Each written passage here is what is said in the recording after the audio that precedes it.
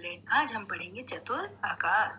चतुर आकाश यह एक लड़का है जो बहुत ही बुद्धिमान था और अपनी बुद्धिमानी से वह अपनी माँ के लिए दवाई लेकर आ गया।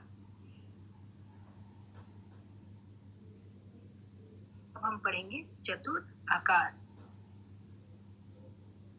एक था लड़का, उसका नाम था आकाश। वह बहुत ही चतुर और समझदार था। समझदार मतलब बहुत ही बुद्धिमान और जो सब बातों को सोच समझकर बोलता हो और समझता हो। उसकी बहुत इच्छा थी कि वह आसमान से गिरती हुई बर्फ देखे। क्या इच्छा थी? आसमान से गिरती हुई बर्फ देखने की।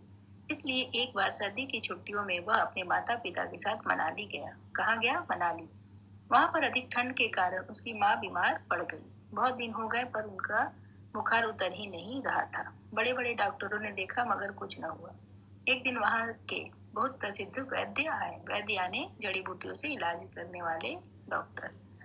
जांच पड़ताल करने के बाद वे बोले, यहाँ की घाटियों में एक खास तरह का पेड़ उगता है। यदि उसकी छाल पकाकर इन्हें पिलाएं तो शीघ्र अच्छी हो जाएंगी। 40 मील पैदल का रास्ता है। कितनी दूर का रास्ता है? 40 मील पैदल का।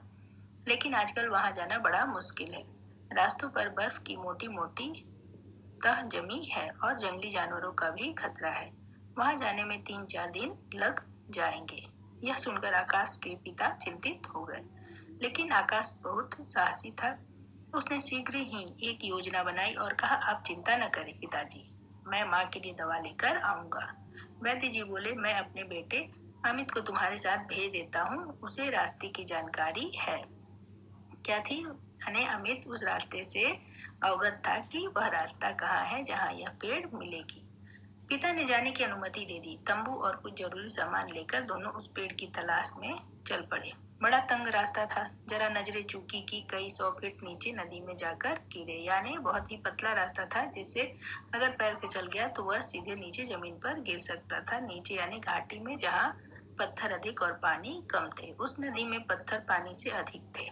यानी नदी था लेकिन उसमें पानी की जगह पत्थर अधिक थे।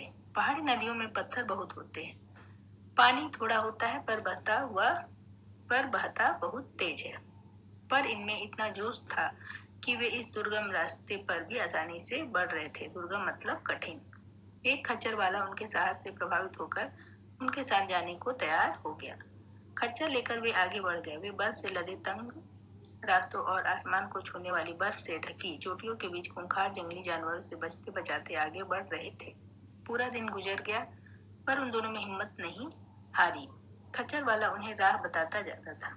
आखिर 20 मील पार करके वे एक घाटी में पहुंचे। दिन छिप चुका था यानी शाम हो रही थी। उन्होंने एक जगह तंबू बांधा, साथ लाया हुआ खाना खाया और लेट गए। उनकी आंखें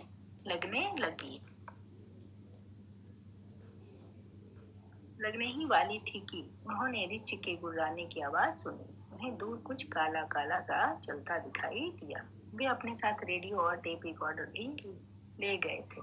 क्यों ले गए थे? रिछ को डराने के लिए और जंगली जानवरों को दूर भगाने के लिए। बस आकाश ने झट एक रिकॉर्डर निकाला और टेप रिकॉर्डर में लगा दिया। रिकॉर्डर में से शेर की आवाजें निकलने लगी। आवाज सुनकर रिछ उछलकर पीछे हटा और घबराकर भाग गया। दोनों बड़ी जोर से हंसे। वे ऐसे खुश हुए मानो खजाना मिल गया। आकाश जोर से हंसकर बोला, डरपोक कहीं का। खच्चर वाला तो हक्का बक्का रह गया। फिर तीनों बातें करते करते सो गए। अगले दिन वे फिर आगे बढ़े। आधी मंजिल तय हो गई थी। आगे रास्ते और भी खराब था। बर्फ भी ज्यादा थी। पैर फिसल रहे थे मतलब कि बर्फ इतनी चिकनी थी कि उस पर चलना मुश्किल था। इस मुश्किल रास्ते पर भी खच्चर वाला जी जान से उनकी सहायता कर रहा था। तो हाँफते हाँफते वे आगे बढ़ते गए। आखिर वे किसी तरह उस पेड़ तक पहुंचे जिसकी छाल लेनी थी। वहां चारों तरफ कोहरा छा रहा था। कोहरा यानी धुंध। कुछ दिखाई नहीं दे रहा था। वे तीनों काफी थक चुके थे और भूख भी लग रही थी। इसलिए उन्होंने उसी पेड़ के नीचे तंबू लगा लिया। हाथ मुंह धोकर खाना खाया और फिर टेप रिकॉर्डर और टॉर्च निकालकर आराम करने लगे। अचानक उन्हें शेर के दहाड़ने की आवाज सुनी। बस वे तैयार हो गए। आकाश ने इस मौके के लिए जो रिकॉर्ड रखे थे वे निकाल लिए। तभी आकाश ने देखा कि शेर दहाड़ते हुए उनके पास आ रहा है। शेर क्या था, पूरा दानव ही था। देखने में बड़ा खूंखार लगता था, आंखें ऐसी चमकीली जैसे मशाल। उनके दिल कांप उठे, पर उन्होंने हिम्मत से काम लिया। बंदूक और तोप की आवाज आवाज वाला रिकॉर्ड टेप रिकॉर्डर में लगा दिया। जरा सी देर में दनादन गोले छूटने की आवाज आने लगी। गोले यानी कि जैसे तोप चलती हो और बंदूक की गोली। उस वक्त शेर की हालत बुरी थी।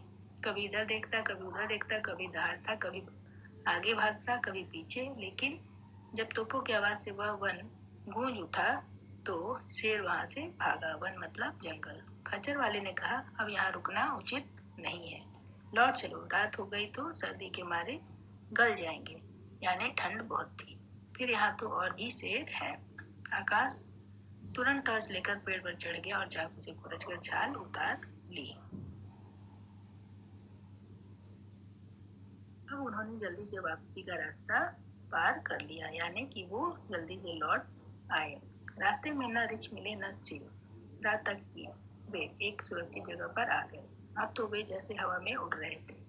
खुशी के मारे सब तकलीफ भूल गए थे। जब वे खच्चर वाले के गांव पहुंचे तो लोगों को यकीन नहीं आया कि वे इतनी मुश्किल रास्ता पार करके आए हैं। लेकिन खच्चर वाले ने जब सारी बातें उन्हें बताई तब सबने उनकी सराहना की। सराहना मतलब तारीफ। माता पिता तो उन्हें देखते जैसे स्वर्ग पा गया। वैद्य ने छाल पकाकर माँ को पिलाई। कुछ समय बाद माँ का बुखार उतर गया। सबको बड़ी खुशी हुई और आकाश और अमित की खुशी का ठिकाना न था। यानी आकाश ने अपनी बुद्धिमानी से अपनी माँ के लिए दवाई लाई और अपनी चतुराई से उसने मुश्किलों का सामना आसानी से कर लिया।